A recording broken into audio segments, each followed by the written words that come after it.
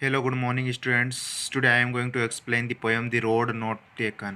So आज मैं explain करूँगा, आपको हिंदी एक्सप्लेनेशन करूँगा पोएम का "द रोड नॉट टेकन"। लेकिन उससे पहले मैं आपको चैप्टर फर्स्ट का बता देता हूँ। हम पहले कंप्लीट कर चुके हैं the fun and they head, जिसके क्वेश्चन आंसर भी मैंने आपको PDF के रूप में पहले ही सेंड कर दिए हैं। और जो भी बच्चे हैं वो मैं आपको अब कर दूँगा, फिलिंग द ब्लैंक्स वगैरह जो भी बच्चे हैं वो मैं आपको कर दूँगा। लेकिन इससे पहले मैं आपको पोएम समझाता हूँ।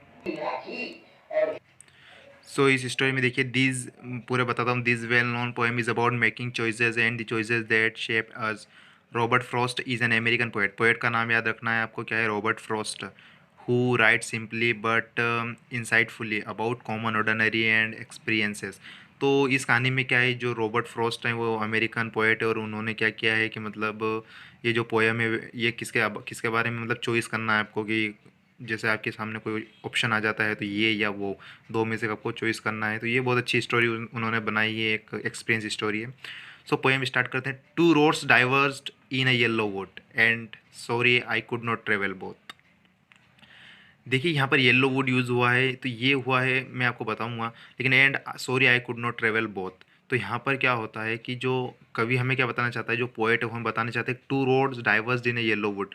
मतलब जो पोएट है वो जंगल में जब ट्रेवलिंग करते हैं तो उनके सामने कैसे रोड आते हैं? दो रोड आते हैं इन a yellow would. Yellow would का मतलब क्या है कि जो जंगल है वहाँ के जो पेड़ पौधे वो कैसे हो गए? येलो कलर में हो गए, मतलब उनकी पत्तियाँ कैसी? येलो कलर की है। तो अब जो पोएट है वो ऐसे रास्ते पर जाकर खड़े हो जाते हैं जहाँ पर उनको टू रोड्स डाइवर्स, मतलब दो रास्ते मिलते हैं। सो बोलते हैं कि and sorry I could not travel, बतौर बोलते हैं कि मैं तो अकेला यात्री हूँ, वो अकेले हैं। सो वो मतलब दोनों पे क्या ट्रेवलिंग नहीं कर सकते। And be one traveller long I stood and look down one as far as I could to where it bent in the undergrowth. So जो पोएट रहते हैं वो बोलते हैं, उन्होंने कहा है कि मैं अकेला यात्री हूँ, मैं अकेला ट्रेवलर हूँ। सो दोनों रास्तों पर मैं क्या ट्रेवलिंग नहीं कर सकता हूँ। अगर हम दो यात्री होते, दो ट्रेवलर होते, तो हम क्या एक एक रास्ते पर अलग अलग जा सकते थे। तो वो सोच में पड़ गए और वो सोचने लगे। तो and look down one as far, तो वो क्या करने लगे? रास्ते को देखने लगे, दोनों रास्तों को दूर तक देखने लगे जहाँ तक उनकी नज़र जा रही। To where it bent in the undergrowth, जहाँ तक उनकी नज़र जा रही थी वहाँ तक वो उनको देख रहे थे कि किस रास्ते पर मुझे जाना चाहिए। To where it bent, bent मतलब क्या होता है? झुकना है, घुमाव होना, मतलब कि दूर तक देख रहे थे कि रास्ता कहाँ घूम रहा है आगे जाके, ऐसा वो देख रहे थे, वो सोच में थे। Then took the other just as fair, and having perhaps the bitter claim, because it was grassy and wanted wear. Though as for that the passing there had warned them really about the same. So अब उन्होंने क्या किया, दूर तक अच्छे से उस रास्ते को देख रहे थे। सो दोनों में से उन्होंने कौन सा रास्ता चूज़ किया? And having sorry then took the other, मतलब उन्होंने दूसरे वाला रास्ता, जो पहला और दूसरा था, दो रास्ते थे, तो उन्होंने दूसरा वाला रास्ता को क्या किया? चूज़ किया। ऐसा क्यों किया? Because it was greasy and wanted wear. इसलिए चूज़ किया क्योंकि उस पे बहुत ज़्यादा घास थी, हरी घास उनको दिख रही थी। सो इसलिए उन्होंने क्या उसको किया। अब हरी घास दिख रही थी, इससे क्या है कि उन्होंने लग रहा था कि जो हरी घास दिख रही है इस पे कोई भी पहले ट्रेवलिंग किसी ने भी नहीं की है। लेकिन जो फर्स्ट वाला था उस पर घास नहीं थी, इसका मतलब उन्होंने पता कर लिया कि यहाँ से मतलब जो दूसरे ट्रेवलिंग करने आए होंगे, जो पहले ट्रेवलर आए होंगे उस रास्ते से निकले होंगे, तो वहाँ पर घास नहीं उगी।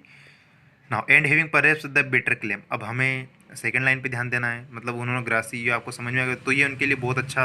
उन्होंने एक बेटर क्लेम, क्लेम का मतलब ऐसे होता है दावा करना, लेकिन यहाँ पर उन्होंने अच्छा निर्णय लिया, एक बेटर क्लेम, कि मुझे इस रास्ते पर चलना चाहिए, क्योंकि उन्हें लग रहा था कि इस रास्ते पर इससे पहले कोई भी नहीं गया होगा, इसलिए अपने को इस रास्ते पर चलना चाहिए।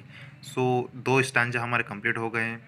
सो स्टांजा में देखिए स्टार्टिंग हमारी हुई थी, तो दो स्टांजा हमने पढ़ ली हैं, तो यहीं से हमें पता चल रहा है कि जो रॉबर्ट फ्रॉस्ट थे, जो पोएट थे, उन्होंने इन दो स्टांजा में हमें बताया कि उन्होंने किस प्रकार से जो अपना डिसाइड किया, निर्णय लिया। दो रास्ते जब आपके सामने आ जाते हैं, फॉरेस्ट में दो रास्ते आपके सामने उनके सामने आ गए, तो उन्हें कौन सा चूज़ करना चाहिए। सो उन्होंने किस प्रकार से ये डिसाइड किया कि कौन सा उन्हें करना चाहिए। नाउ हमारे बचेंगे दो स्टांजा, तो ये मैं आपको अगले अगले वीडियो में एक्सप्लेन करके मेरी पोएम को मैं फिनिश कर दूंगा।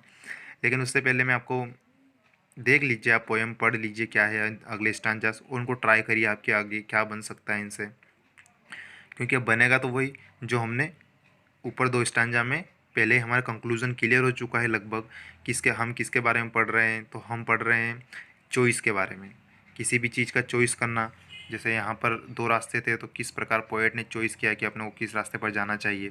फिर पोएट ने यहाँ पर दो स्टांजा से क्लियर हो रहा है कि उन्होंने जहाँ पर घास नहीं उगी हुई थी वो रास्ता को उन्होंने चुना है, क्योंकि बहुत सारे ट्रैवलर उस रास्ते जा चुके हैं तो उन्होंने वो रास्ता नहीं चुना है, क्योंकि वो जानते हैं कि सभी ट्रैवलर इसलिए गए, इसलिए उन्होंने क्या किया, दूसरा वाला रास्ता चुन लिया।